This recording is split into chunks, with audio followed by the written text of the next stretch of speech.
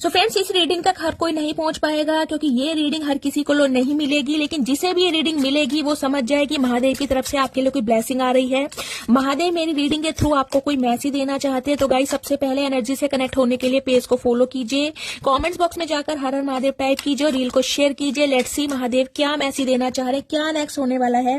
Celebration की energy है guys, कहीं ना कहीं एक जॉयफुल फ्यूचर कहीं ना कहीं आप इमेजिन कर सकते हैं क्योंकि महादेव आपकी लाइफ में सेलिब्रेशन भेज रहे हैं।